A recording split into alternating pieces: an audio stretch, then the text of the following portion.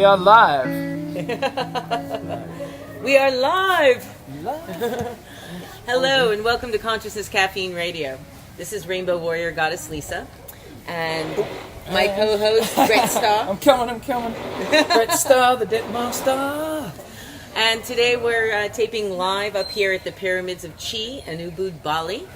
It is a sound healing space. As you can see, we have two ginormously beautiful pyramids right behind us. I'm going to introduce Peter, McIntosh, the founder of the center with him and his wife Lynn.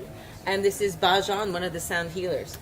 And what most people aren't aware of, it's coming out now more in the mainstream, but sound healing is a very, very, very powerful modality for healing.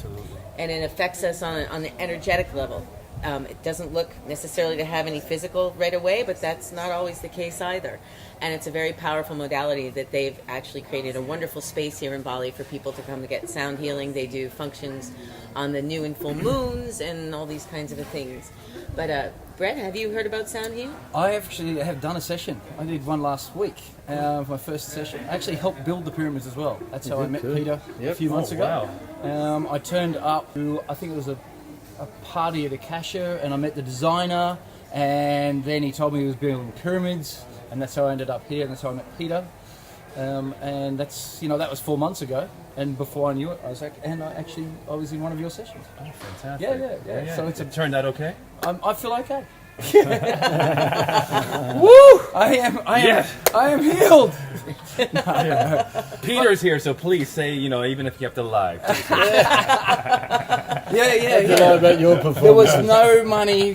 There was no money exchanged in advertising how good his healing is. Yeah. Absolutely. Actually, I would love to do a night healing. How do they work, Peter?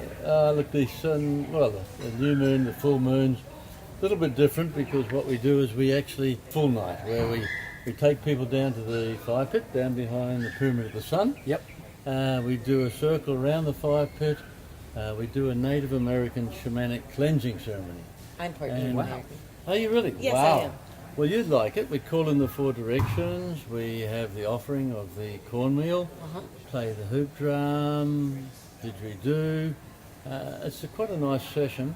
And that goes for about, 15, 20 minutes or so. About a half an hour. We also do the smudging with the sage beforehand.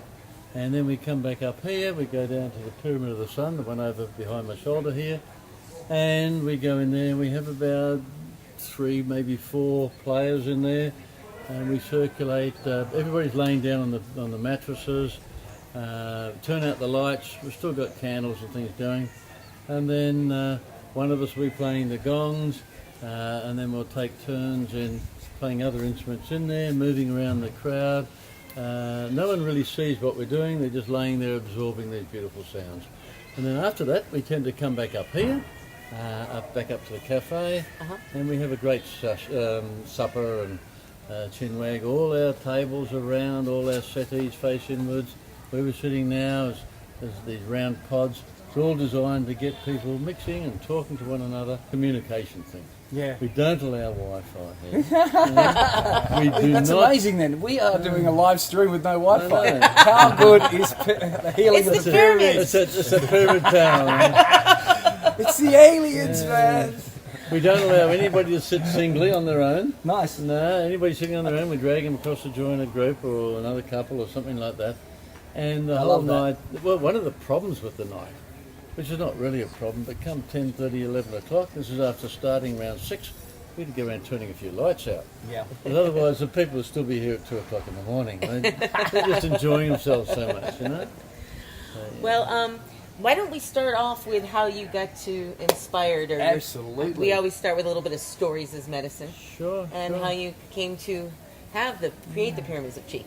Well, it's an interesting story, Lisa. The way it all started was kind of a little bit once upon a time stuff. We were retired, we were travelling around America, we had a great big travel rig there, and we were loving it. All over the country, across Texas 3 times, it was our dream to do. Yeah. We had to come back to Perth, Australia, where we're from, for Lynn to have an operation on her eyes.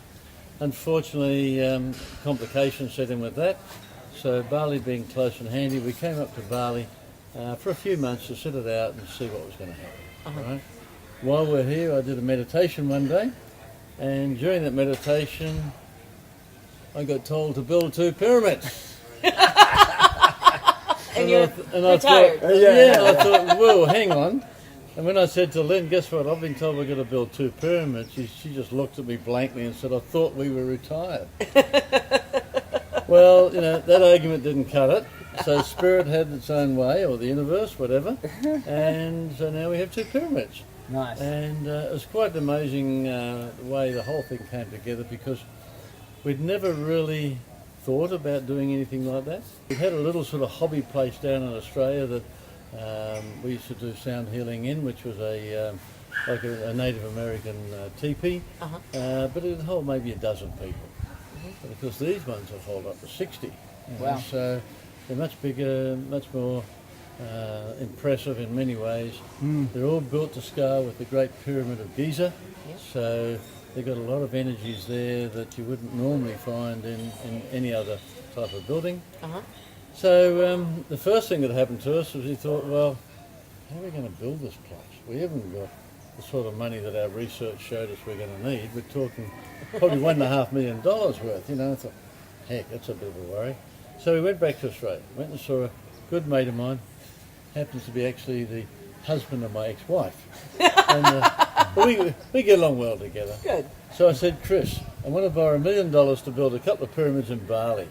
Well, he absolutely cracked up. What have you been smoking? He reached for his glass of wine, drank most of that down, then turns to me and says, well, Peter, haven't you heard about the global financial crisis? Dang, So, okay, that shut one door. So we thought, what do we do now? So Lynn and I are both quite spiritual, and we went off and we did what's called alternate writing, or left-hand writing, where you ask the question of universal spirit, whatever, you've got to have faith. Yeah. You ask the question, you write it down in the book with the right hand, and then you put your left hand out there and hope it's going to work. Right? And so the words come through, and you just got to write down each word as it comes to you. So automatic writing? Automatic writing. Yeah. You write that word down, you can't presume what the next word is, you can't anticipate what the sentence is going to be, you just got to write that word down. So anyway, we both did that. Lynn's in one room, I'm in the other. And the first thing we asked, of course, was, well, if you want us to build pyramids, where's the money coming from? The answer we both got, there are people out there waiting to give you the money. Nice. And we thought, whoa, really?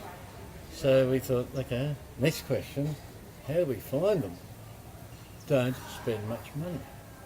Now, I come from 45 years of marketing background. You want to go and raise $1 million. You've got to spend a bit of money to find those sort of people. Yeah. But no, that was the message, don't spend it. So we put an ad up on a free website in Australia called Gumtree, a bit like Craigslist is in the States, right? And we put a small ad in the local newspaper there, Bali business opportunity, picture of a couple of pyramids, call us. Well, to cut a long story short, within 3 weeks, we'd raised $750,000. 3 weeks? 3 weeks. Geez, I wish I'd put an ad on Craigslist. Gumtree. Wrong list. Sounds like Dumptree. That's why I never got any reply. I put it on Craigslist. Or Dumptree. Or Dumptree. Yeah. So these three people, none of them knew each other, none of them knew us, and not one of them wanted to look at the business plan that I'd spent a month putting together. That's what you love. So they were not buying into a Bali investment. They're buying into Peter and Lynn, they're buying into our vision, they're buying into Bali, or maybe they're just guided to be with us. Absolutely. And that's But it was effortless. 3 weeks to raise $750,000. Come on, Mr. Financial. Well, I went back to Chris afterwards and I said, mate, guess how much money we've raised? He said, oh, have you raised any? I said, yeah, $750,000. So what was that? I said, $750,000. What? 750 G's. I said, yep. So I don't believe it. But we did. And since then we've had up to about 11 investors have come in. Wow. Anything from 1 share through to 10% shares, 1% to 10% shares. And not one of them sort of quizzed us and wanted to know all about the financials. Yep. they've been happy just to invest with us and go with the vision. You know. So that's our rescue dogs in the background, folks. We're in Bali. Yeah, we're in Bali. You get used to They're it. getting a bit carried away. It's dinner time. Yeah. Hello. That's the lovely. here we go. That's the lovely The dog India. on camera. Come on. Come on. Come on, India. India's coming over to say hello to you. Not even our dog, folks. This is what's amazing. India doesn't even belong to us. Good on you, girl. She's here every morning when we arrive. She comes out to greet us with walks us inside, and then when she gets inside, she sort of looks at us and says, "Look, you got anything to eat?" No, not a Bali dog. And then when we leave to go home, she follows us about 20 metres down the road and heads for home. Wow. You know, so she's here all day. She brings beautiful energy with us. She loves the energy of people around here. Anybody can touch her and pat her. She's just a natural. So Yes, very blessed to have her as part of the team here. Absolutely. Oh, she plays gong as well. I thought it was the bowl she was playing. And we thought you needed thumbs for that. I want to see that.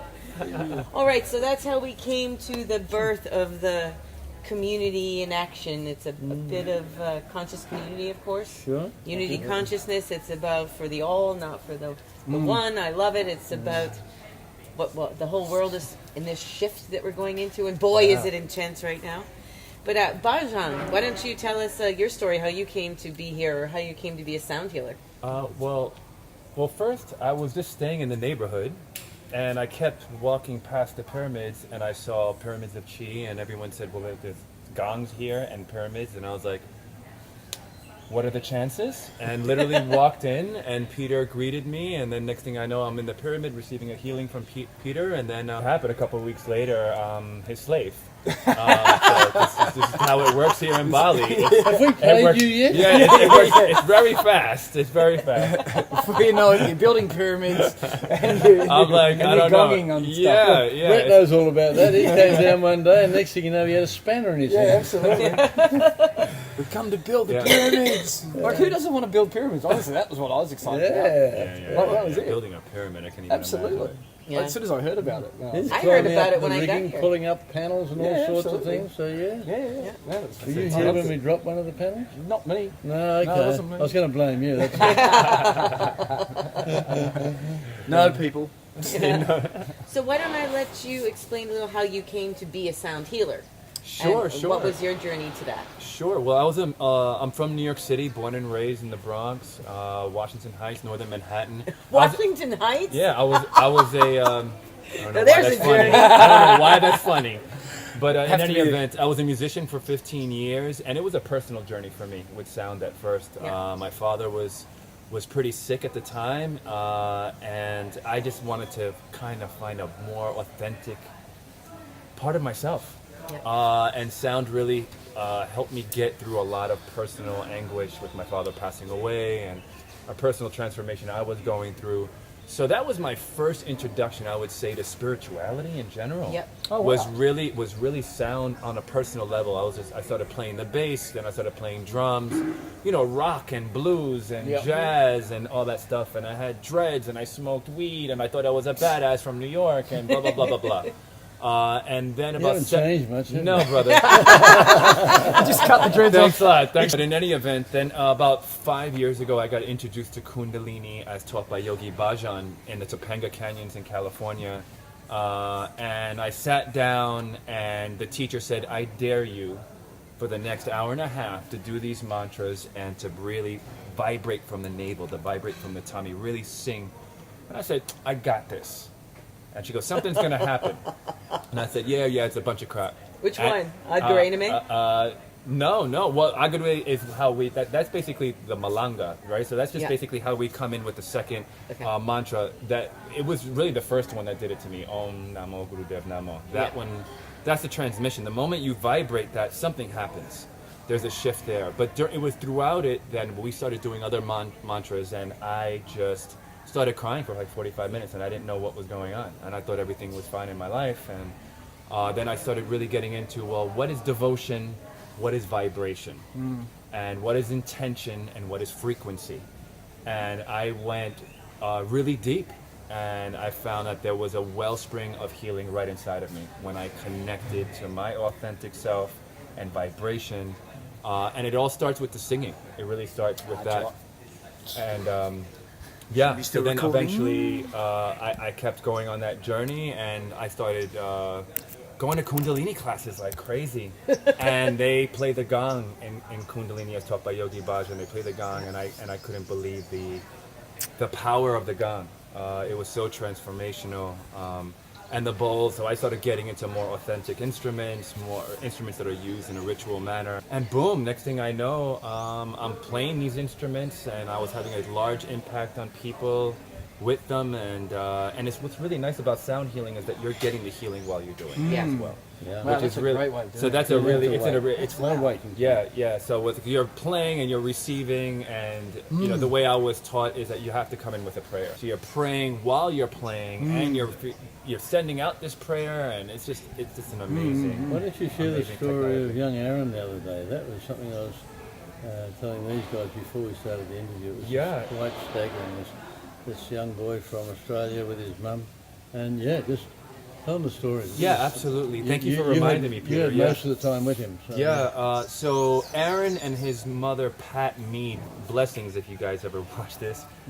So Pat and Aaron, they come from Australia. Aaron is diagnosed by Western medical establishment as a schizophrenic. We're all schizophrenic and bipolar, by the way. I was going to say, hallelujah. I just want to make that out. Kundalini, Yeah. But in any event, it was so humbling to watch Aaron kind of in this spacey kind of world, and then inside the pyramid, he just had a vibration shift that was incredible. Wow. And it was just his hugs. And just to tell you a quick story, I taught him this mantra called Ra Ma Dasa Sa Se So Hum. This is the most powerful self-healing mantra in the world. And I teach it to him, he gets it in a minute, and then I hand him a drumstick, and he's saying it, and he's hitting the drum, and then in between he's putting his hands up in the air, and he's just looking up in ecstasy. And his mother's sitting there with the tears in her eyes, and I'm sitting there going... I'm like, what is happening right now? And this went on for like an hour and a half of him just connecting to the mantra and the vibrations. This is all based on sacred geometry. So the vibrations in these pyramids is otherworldly. So thank you, Peter, for, or thanks Spirit or Gumtree or whoever, however this all worked out. It's just incredible. That moment with him and just watching how his genius came out. Yeah. And that's when I was really like, wow, he started flowing. I let him play the gong. He was flowing like there was no problem. And then his conversation was clear. He was talking like, oh, back home there's this guy and I don't like him because he does this. And he was just going into the normal kind of, and I'm like, out here, stone face. Yep. In there, it was just a different... Because it's protected. That there's a perfect... And it's made of volcanic rock, which is purifying as well and cuts off all the negative... It's kind of like a ginormous organite. Yeah. And you said that he was diagnosed by Western allopathic medicine, which we know is just a mind control prison, and they just want to sell pills. But my son was born. Girl. Yeah, Hallelujah. My son was born on the spectrum. He was vaccinated against my will and whatever. But there's a large following amongst more humanistic and transpersonal psychologists that these diagnoses, labels that these children who are autistic or people born with gifts, and all schizophrenia means you're gifted and you can plug in on different dimensions, clairaudient, clairsentient, clairvoyant, and they don't recognize it because they want to keep us dumb and stupid and make us sick and feel we're broken. But there's a very large following that all these people that have these certain diagnoses are actually gifted, and they're so sensitive that with all the soup of all the electromagnetics and the lower vibrational people makes them spin.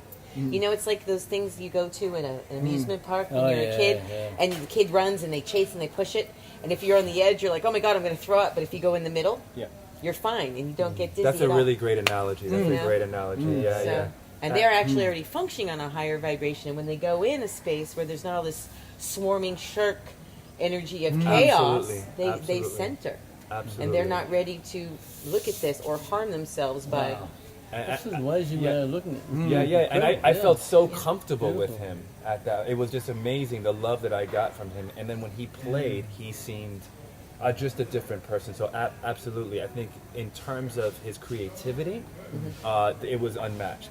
I mean, you know, there are people that are normal that don't play the gong as good. I mean, he literally he flew.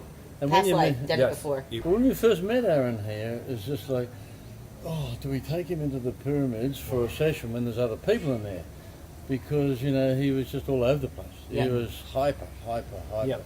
Couldn't hold eye contact, was sort of mumbling, chatting to himself, doing all sorts of things. His mother had to keep calling him back to the table to eat anything. He would run outside, light a cigarette, then he'd be back 2 seconds later. 24-year-old. Yep. But, you know, he was a lost cause, and to the doctors, they were just pumping him full of meds. Yeah. You know? Right, they actually Psychotropics. increased his medication dosage right before they came. Really? And so so then the mother was really searching for an alternative because they gave him such a heavy psychotic medicine.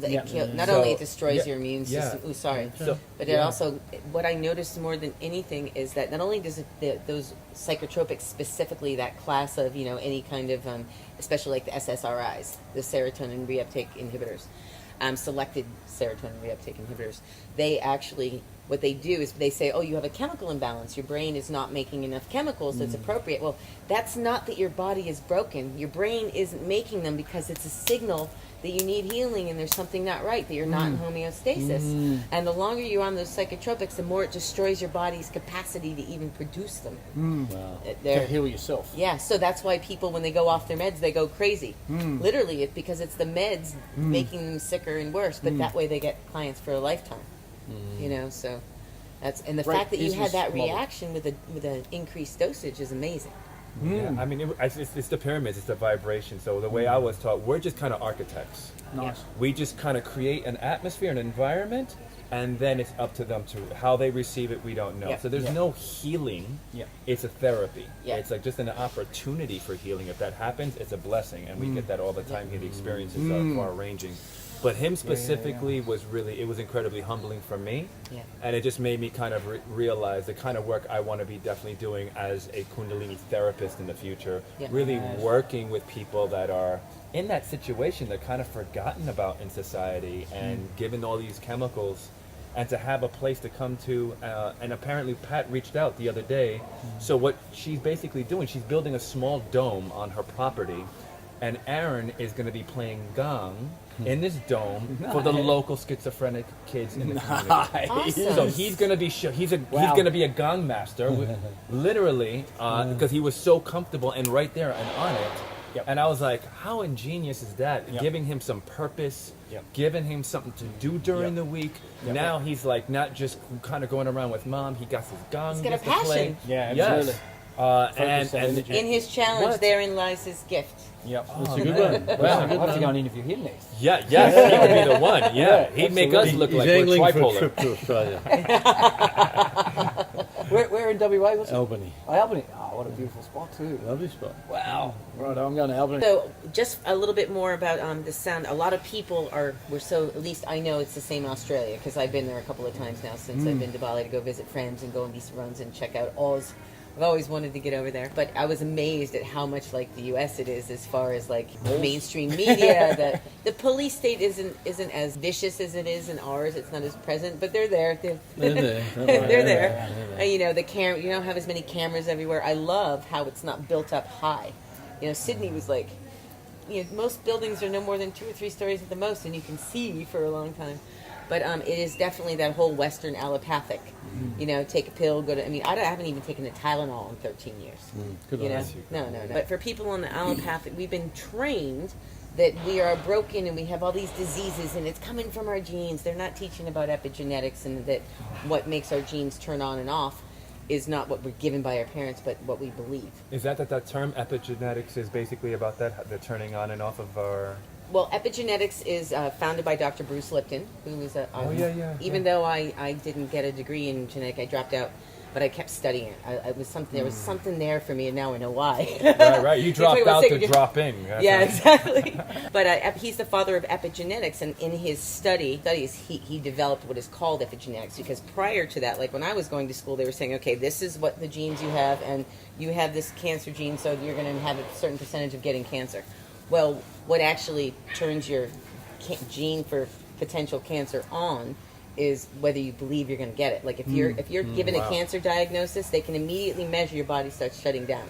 They kind of touch on it differently in both the movie Doctor Strange, but I remember Kill Bill the first time I saw it, where she was trying to will her toes to work. You can actually communicate with your DNA. Our DNA is like this huge antenna, but unfortunately cell phones, for example, and Wi-Fi, they're called cell phones because they function on the same frequency as the RNA in our body, which is the delivery mechanism between the DNA, which is the blueprint, and the cell itself. Wow. So it's like spilling coffee on your blueprints. And that's a lot of the reason of what's going on. But we're taught that this medical model, it's a like a war on health model. It's a war on disease. Well, there's no war. The war is internal. Yep. And we are innate healers, all of us. Our body has a tremendous capacity to naturally return to homeostasis when it's exposed to any kind of healing symptom, or I should say a stimuli, like homeopathics. They don't have a one little drop of molecule. The further it's diluted, just this energetic signature in the homeopathic, the stronger the homeopathic remedy. And that creates what's called a healing response whenever you do any natural kind of therapy like that, where sometimes the symptoms, like you had an amazing experience with him, because sometimes the symptoms get worse a little bit as they start to fight, and then go back to healing. So unfortunately in the Western model, both in Australia and the US, and I'm sure it's the same in England, I've seen it all over in my travels, anywhere, progressive country, people think, oh, I'm sick because I can't go to the doctor and I can't get medicine. Actually, that's probably the best thing going for you. Yes. But this modality that you're working with is not only is it profound, it's something that, just like you said, being exposed to that one time, that it changed that kid's life forever, and now he's got something, and it's something that you can do yourself at home. That's key, and that's something that a lot of people think that you have to come. You don't need to come to a pyramid. Well, do come. The boss is listening. Yeah. But you can do this at home. All about really the thyroid. Yeah. And the thyroid, on the roof of your mouth, you have 84 meridians. When you vibrate from a place of devotion and faith, you stimulate these 84 meridians. They communicate with the hypothalamus and in turn ignite your third eye. Yep. So it's really amazing that you can just do this at home. You can just wake up in the morning and vibrate a seed sound, a mantra, and you're there.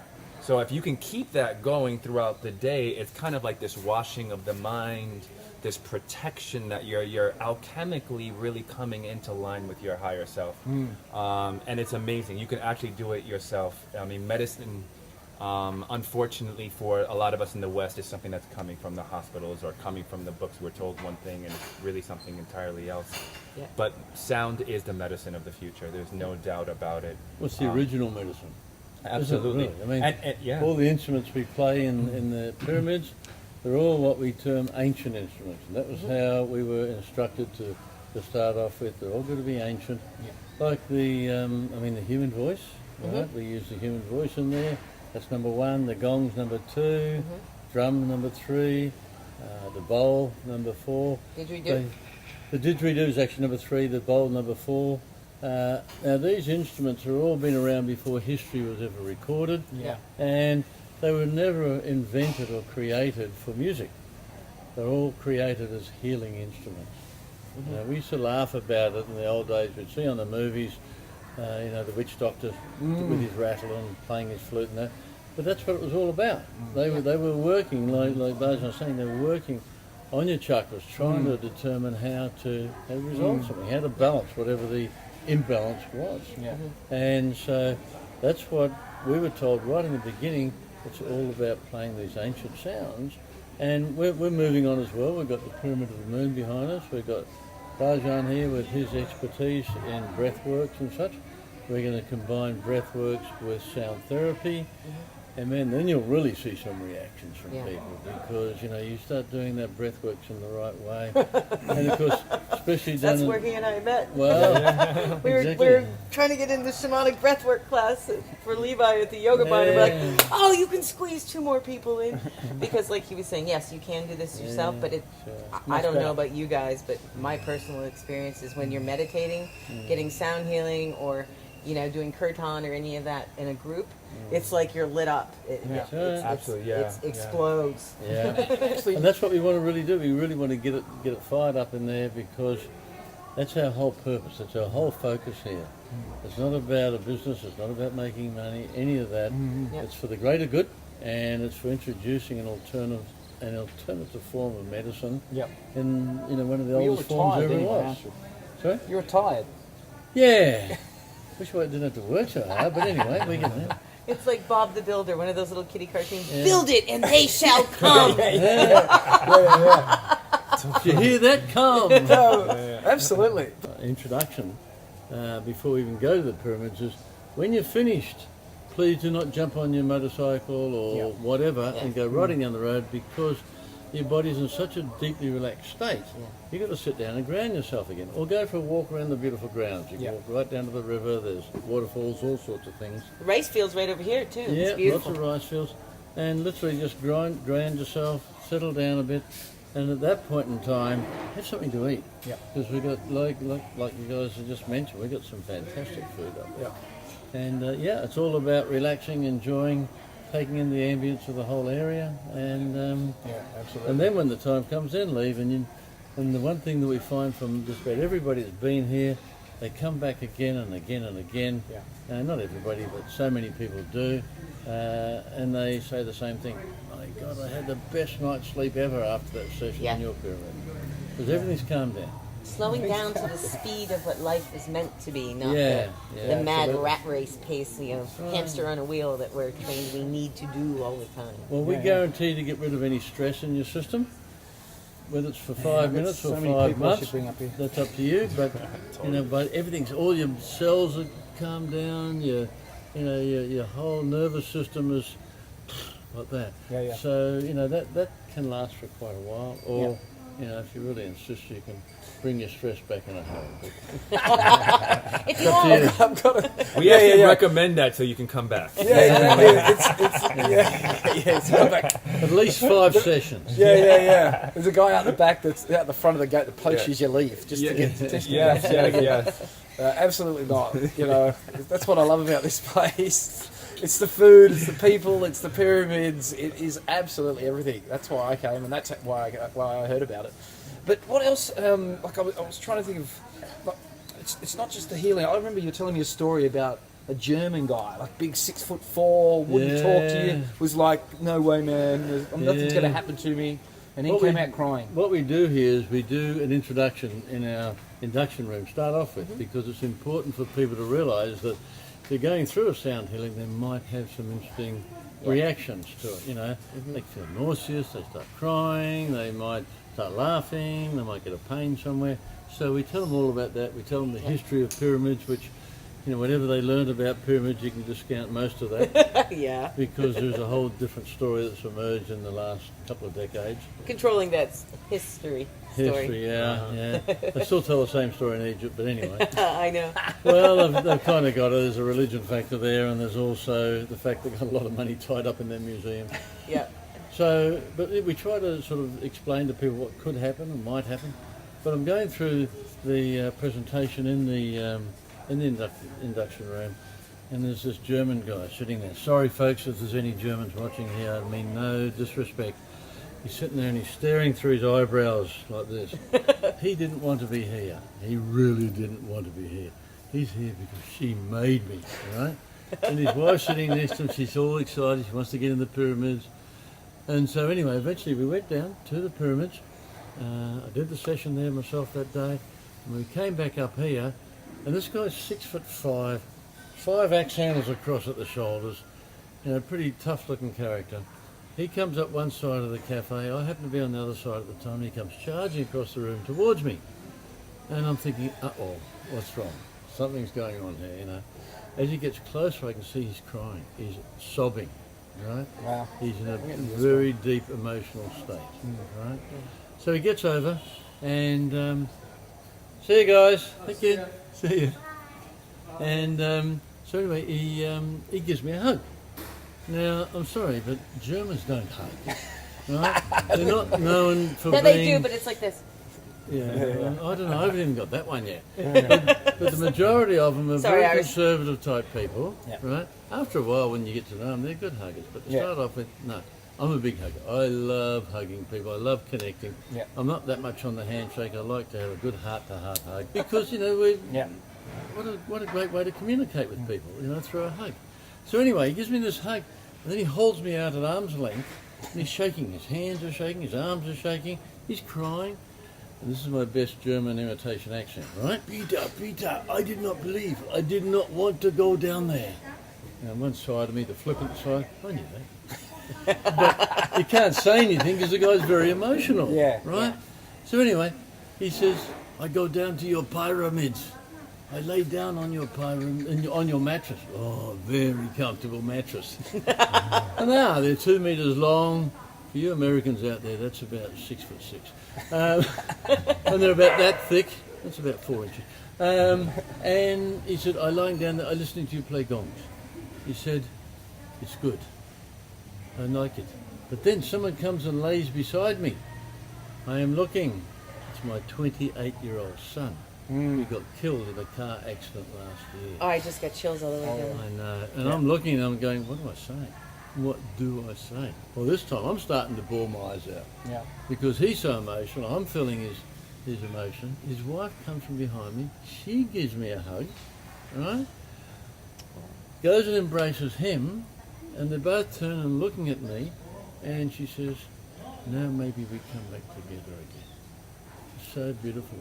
But what was so moving of all of it is while he's in there and he's listening to the gongs playing, and his son is hugging him and saying, Papa, it's okay. I'm good. It's all okay. Wow. So obviously what had happened was he'd had a big release of the anger or the grief, whatever it was he was holding on to. Yeah. And he's saying, now I believe, this is good. I tell everybody, you know, which is great. I only just wish I'd found out his name. But, you know, what a beautiful man. If you're watching this, can you leave a comment below? And please, let us know who you are. Yeah, please do. And upload a photo. And your delightful wife, too. I love your hugs. But, you know, what Isn't a beautiful awesome story. To be the receiver of someone who's had their heart closed when they do, and they finally get to that grief or the sadness or the fear underneath the anger and it's so awesome to get. It's like hugging a baby because you feel their heart so alive again. Well, what was amazing about this guy was that he was the ultimate skeptic. Yeah. And I love skeptics. Yeah. I really love, because if anybody's going to have a good reaction, because they come without any expectation. Yes. Right? And we have seen, Bajan's seen them, I've seen them.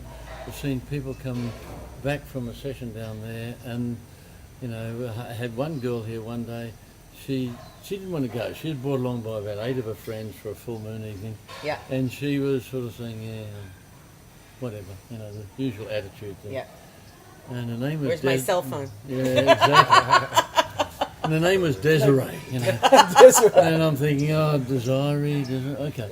And I said, well, you never know what might happen. You might enjoy it down there, you know. Yeah, whatever. We'll see. She comes back up. So I went over to a table, there's one right there. Went over to a table, she's got about 8 of her friends there. And I'm talking to her friends, saying, it's great, we loved it, yeah, it's cool, yeah, love what you did around the fire pit, blah, blah, blah. And I turned to Desiree and I said, okay, so tell me what happened. And the 3 most used words in this cafe are, oh my God, oh my God, oh my God. And I said, wow, sounds like something happened.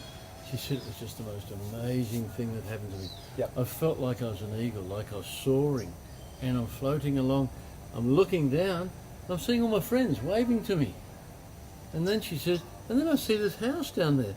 That was the house I was brought up in as a child. Wow. And the little river next to it that I used to play in. And next thing you know, all the girls around the table at water, can we go back? Can we get that?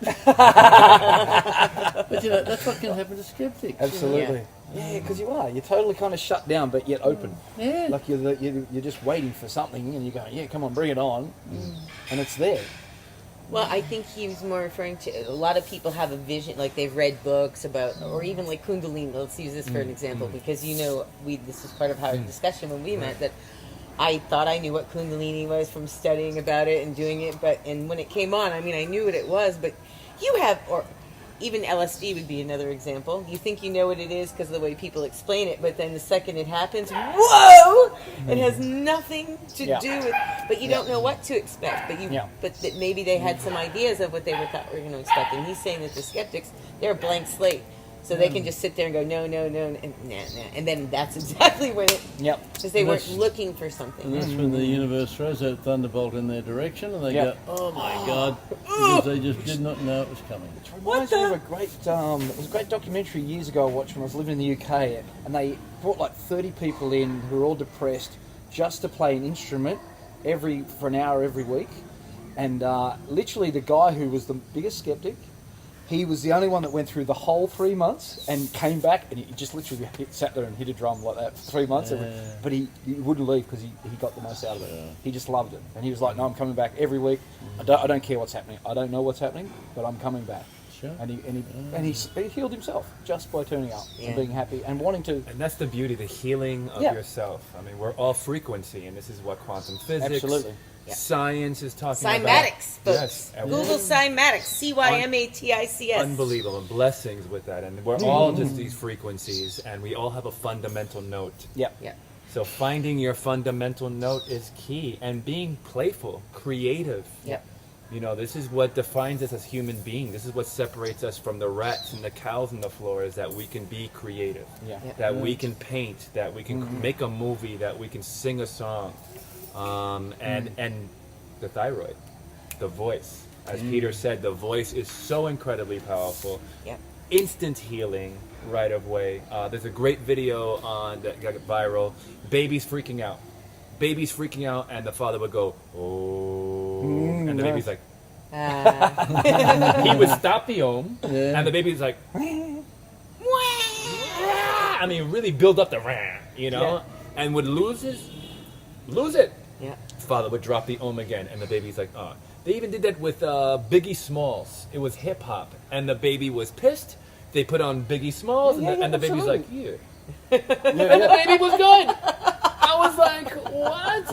You would never imagine. Yes, you would never imagine. That used to happen with my son with that, because I nursed him till he was 4, and there were certain songs that, you know, "You Are My Sunshine." I changed the words so that they were more positive, you know. But "You Are My Sunshine," "Somewhere Over the Rainbow," and no matter how upset he was, if I started humming those, he'd calm down because he attached that to his. And also some music, like I remember I used to listen to White Stripes, Seven Nation Army when I was pregnant. I had a lot of trouble in pregnancy, so I had a lot of angst. And I remember, I'll never forget the second that came on the radio, because I didn't play anything but except like solfeggio and soft like music primarily in the first 2 years of his life.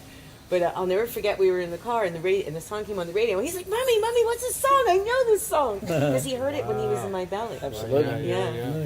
That's the perfect example of what you were saying about finding your note. And when you go to kirtan, you know, at first it's like, oh, you know, when you just om in class, a lot of people are like om, and they try to be really subtle. But when you go to kirtan, you find yours, and you don't go with, and you can find your own harmony, and it's amazing. It really is. And you come out drunk on goddess, I call it. You know, it's like almost like a pre-samadhi state kind of thing. Absolutely. And, it's like singing in the shower. You know, when you're in the shower and you're singing, no one's listening, and you think it's the best acoustics. From your heart. Right? And you're singing from your heart, and you're feeling really good.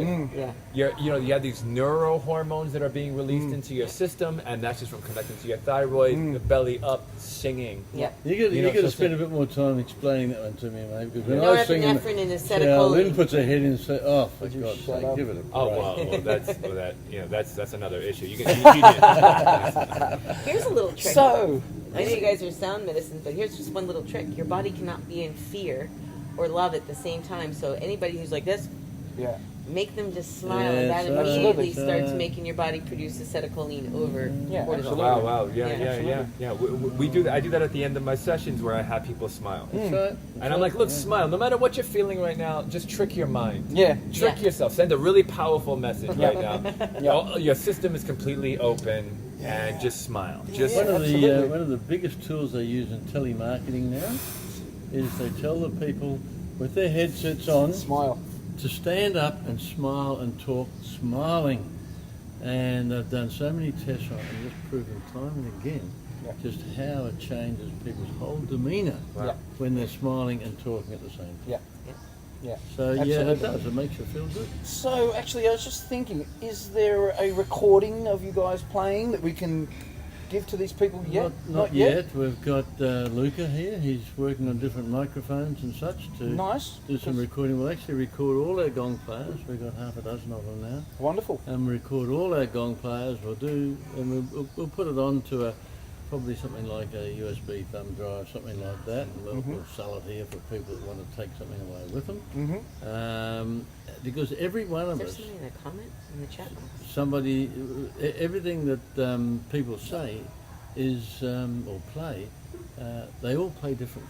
Yeah. Not one person plays it the same as the other. We all play. It's like chefs, you give them all the same recipe, it's not going to come out the same for any of them. And you know, I had a lady in there yesterday with she brings yoga retreats up there, and we had 22 people in there yesterday, which is a really good group.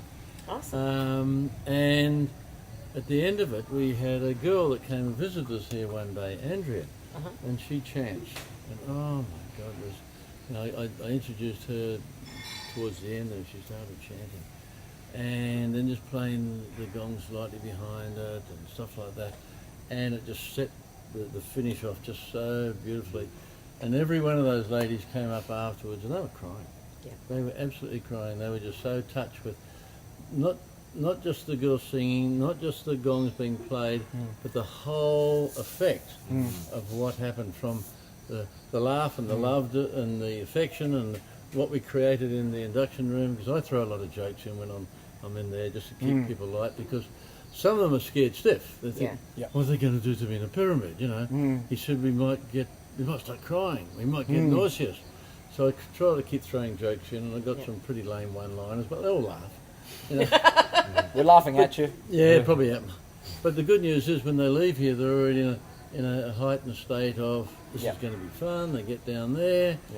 Bajan reduces that very quickly with his tuning. No. Oh, you have tuning forks? Ding on the tuning fork sometimes. Those are the first ones I was ever exposed to. No, I just had acupuncture, and she did tuning forks, and I felt like I was in a lightning bolt. And I had a tremendous amount of trauma to deal with at the time too. But, woo! But you know, the good thing is when we get people in the pyramid there and we start playing, no matter whether it's Bajan playing, myself, or any of the other players in there, they all come out the same. All the visitors come out the same. They're all grinning. They're all happy. Some of them are crying. Some of them are very emotionally distraught in some cases. We've got one young guy from Java, Andre. He's brilliant, absolutely brilliant. He's an energy healer. Biggest problem we had when we were teaching him how to play, because he does this all the time, you know, with his energy. He's working out everybody's energy. He's figuring you out, you know. But we got him there playing the gongs, and all of a sudden he puts the gongs down and starts doing this to the gong. And I said, no, you've got to keep playing. You can't stop playing, mate. So now he just uses one hand all the time doing this. You know? But boy, does he have some amazing effect on the energies in the room. Wow. And the number of times I've seen him come out and sit on those chairs, you can just see him down behind us there. Some chairs sitting down there. Sit down there with a young girl or a guy, whatever, and just talk him through it, or her through it, whatever they might be experiencing or having fear for or worrying about. Well, the releases, they come up. Huge. It's kind of like popping zits, energetic zits stored in your body. That is so gross. Where the heck But that's what it's like. Is that an American thing? I don't. Have you ever heard anything like that? Never heard of that one myself. Anything like that? But I have now got an Not the image. most delicate analogy, but it is because, I mean, That'll bring vibration. well, actually, I got it from one of my clients. She's like, it's like I'm getting zits all over my face, and you're making them pop instead of making them go away. And I said, that's the whole idea. It's about coming out. Wow. You know? And they're not caused by the pastries. Yes. The beautiful sweet. But, no. But I don't know how it is for each of you. Every healer has their own modalities and their own way. But when I grok my client's energy, and I can feel and I can see what's coming, and you know, the deeper and older and the more rigid that locked energy is, the more life force it takes to suppress it, the more you're going to get a result. Yep, absolutely. And it can be challenging to hold space for them. especially now with the way the world is. Oh my God! I mean, I was just explaining in my newsletter the other day just how challenging the last 3 months has been specifically. More so, I thought it was the year before, but there's a whole new octave. So we're gonna need you. I know you guys just opened at perfect timing. Well, because that's where we're why going. it took us 4 years to get here. You know, we thought it was only going to take us a year or so to build, but in the end it took us 4 years from start to finish. Yep. And there's a greater power working on the whole timing thing, and it's just, you know, probably what it's all about. Synchronicity. We're waiting for Mr. Trump to come along, weren't we? Oh. No, Well, you didn't Obama get was- Obama up here? Yeah, Obama Oh, he was- came past. I call him a bummer. I waved to him. He waved back. Well, I'm from Martha's Vineyard, and they all come every summer, and it wreaks chaos. And well, we won't go to politics here. We're talking about nice, happy things. Yeah. We just politics needs to just be one of those fractals. Speaking about fractal geometry, that dissolves into nothingness. Absolutely. They normally absolutely. do anyway. Yes. Yeah. And so, what is the kind of like demographics of people? Like you're in marketing, Yeah, you're a good- rock and roll man. good point, I'm from Brett. advertising as well. Very and good point. You know, you wanna- we thought we knew when we started this whole place. We thought we knew what sort of marketplace to approach. We were wrong. We were so far out of the court it wasn't funny. Wow. We've had everybody. We've had the hippie chicks, Yep. the yoganinis, you know, which there's a few around Ubud. No, not in Ubud. Oh yeah. No. Oh. We've had the real corporate types, Nice. the business people that have come up from down on the beaches there. Yep. Wow, that's we've had The Eat, Pray, Love kinds. yeah, the, we the get midlife crisis, women needing yeah, we get the women sitting here. None of those and in looking Ubud around, either. looking around for Mr. Right. Where is he? And then Bajan walks in and says, "I'm here," and they all go, "Oh, he's here." Yeah, they actually just And- leave at that point. Oh, that's not true. And you know, we've had such across the board stream. You know, we'll get a lot of the backpackers come through, Nice. even though they got no money, they still come through. Oh, It speaking just of- affects everybody. What is a sound? What does an average session cost, or what would it be for someone? In American dollars, $20. In Australian dollars, 25. See, it's not in like it's repair- $400 to Yeah. No, do a it's session. Not expensive. And which, by the way, is incredibly inexpensive. So Yeah, if you were to price out a proper sound healing in the States, we're That's- talking $100, 150 usually, I know easily. $250. Easily. And you're nowhere easily. near the islands of gods, you know. Right, the Island of Gods in a pyramid, the water vibration here, the vibration here in general is incredible, but this is such a sacred project. So, you know, I'm really honored, Peter, to be part of it. I consider it a vibration ashram. And that's kind of like the feeling, and that's kind of the vibe I'm trying to like elicit here and bring into the project, because I just feel like it is that it's a place to come and get some serious healing done. And I'm so grateful for Peter just opening up the idea of it being more of a healing place, a real healing place, more and more and more, because the more different modalities we bring in. But these pyramids are amazing. So if you're into just vibration and sound, Well, I think another synchronicity, at least the three of us, and possibly you, we were having a discussion while you were still doing your session prior to the interview. And I lived in Sedona. Everybody's done a stint in Sedona, and anybody who's been to Sedona in the U.S., it's like the healing capital of the United States, but there is this really sacred energy. The vortexes there are intense. There's bliss out ones, and there's really go down deep shadowy ones, but there's a really intense healing energy. And Mama Bali has that same. Yep. I've often likened how much Ubud reminds me of being in Sedona. You know, and there's a lot of people, in order to be able to stay here, you have to, a lot of people come and go through Sedona. There's a lot of training. They can't handle the healing energy because it's intense. yeah, And it's the yeah. same here. So And I think Peter mentions that there are some ley lines. We're in between two rivers, and then on either side of the pyramids there are these rice fields. Yeah. So there's energetically, it's not that Ubud energy. You don't have the traffic and the intensity here. It's really an oasis, and I don't know if this was done on purpose, but literally the area is very high vibrational, and a lot of the people that I know that stay in the area, they've witnessed a lot of dark energies get repelled in this area. So when dark energies try to come into this area, they just can't. They just can't stay, which is so adding that on top of the sacred geometry, on top of the vibration, on top of everything else. it's incredible. It's an incredible experience. And speaking of demographic, if I may, I mean, I would love to be able to. One of the things that Peter is looking at and I'm looking at is just being able to offer this to some of the locals that are in bad shape. Locals that are we there's a gong player here named Lucas, and he showed me a video of a paraplegic inside of an inipi. So a inipi is kind of like an igloo or a small little ceremonial tent, and this paraplegic cannot move anything from the throat. He has that breathing thing, and he's just there, and they're playing gongs around him and drums, and you see after 20-30 minutes his fingers are not like this anymore. They're able to open up a little bit. He's looking around a little bit. There's more emotion, a little bit more of a smile to his face. Yep. And that's a paraplegic. Yeah. It's a paraplegic, so you can imagine just the power of the sound in general. What's the vibration? So speaking of demographics, this is something that, and it is interesting to get such a heavy mix, but to really think, try to introduce it to also, or just have it available to people that absolutely just have no access to this sort of healing, which is, I think, it's just such a sacred opportunity for all of us to be involved. Yes. One other thing, is there a website where people can go find pyramidsofchi.com? Pyramidsofchi.com. Straightforward.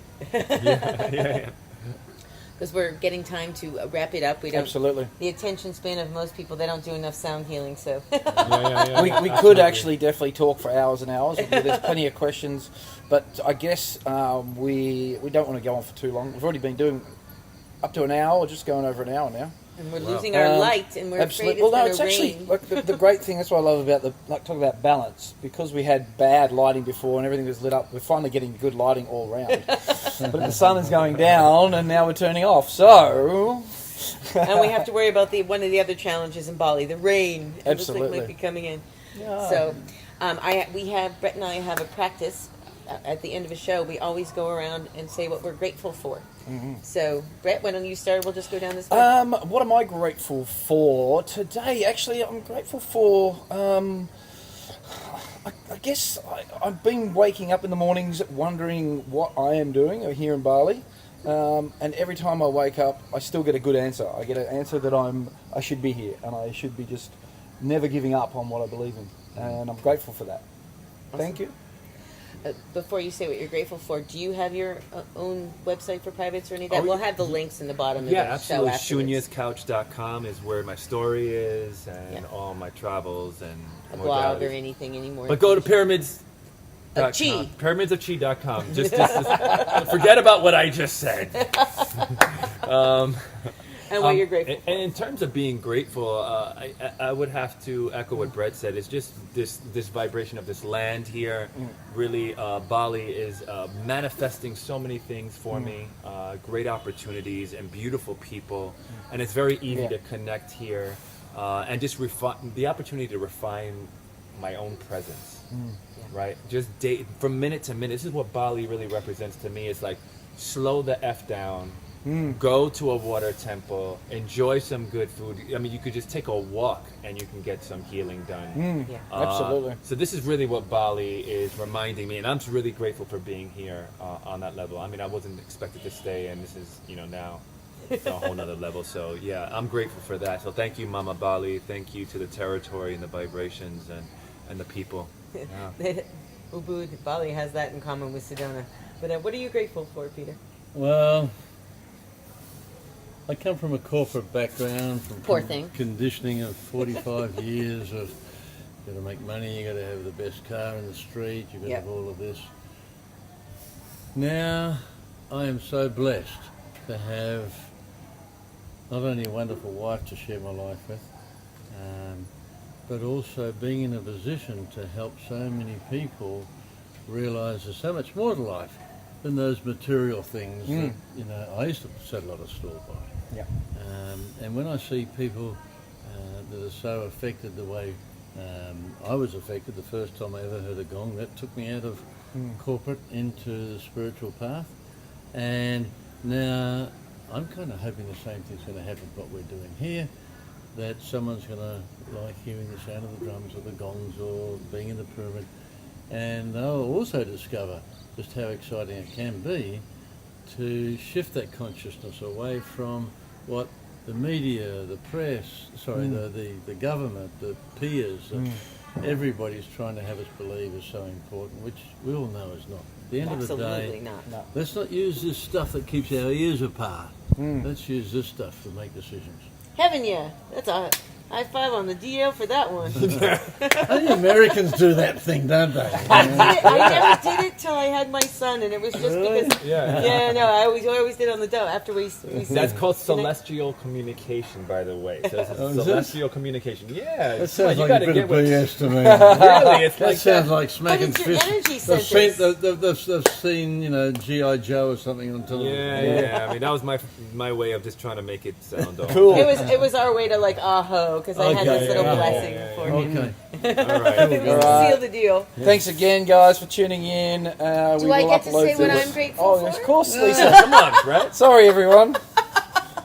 Lisa, carry on. I can't believe I stopped you. I've got no hope of stopping you. Oh, that's okay. You're getting good at stopping me.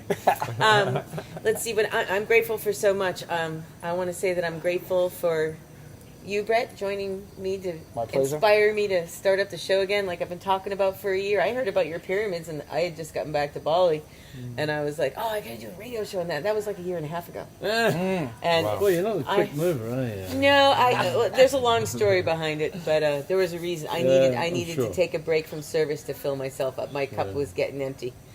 You can't fill from an empty well. No. And so I'm really grateful for Brett inspiring me to get the show up and running. I'm grateful to have run into you outside of that we got locked out of our shamanic breathwork class so that we could meet and go into the bar, and that was no, I'm kidding about it. We actually met at the spa where we were getting massages the second time. Grateful for meeting you. I know we've met before, Peter. When I met you and Lynn, I'm like, oh wait, where did we meet in the last year and a half? And I'm really grateful that you've managed to do this project, and I'm grateful that I survived my own healing crisis in Bali to be able to come back, to be able to start up the show and start really feeling like I'm doing something about what's going on. It's about these solutions. We can talk about what's wrong and why we got to go, but I really want to focus on the solutions now. And I'm really grateful to find yet another group that have manifested something so awesome that is a sustainable solution that is really here to help us all. So thanks so much for the opportunity for us to express ourselves. And I love what you guys are doing, and I certainly applaud everything you're seeking to reach out to the community with. And good on you. Well done. It's so nice to meet people that are like-minded and trying to get that word out there. Absolutely. That's why we're doing it, because there's so many stories to be told here. Yeah, for sure. And stories are medicine. So thanks for joining us again on Consciousness Caffeine Radio, everyone. Once again, we have Bajan and Peter from the Pyramids of Chi here in Ubud, Bali. You can find them at pyramidsofchi.com on the web if you're interested, or if you're coming to Bali, just go ahead and ask around when you get to Ubud. Everybody knows where the pyramids are. And we'll be seeing you next week, and we'll be uploading the video as soon as possible. But peace, love, abundance, and joy, and shine on, everyone. Shine on. Let's get this party started. That's fixing the earth. We're dancing some heaven in onto Mother Earth. So shine on. Goodbye. We Wonderful. Afterwards. Yeah. Did my computer die? I think it did. Shut up and sit down.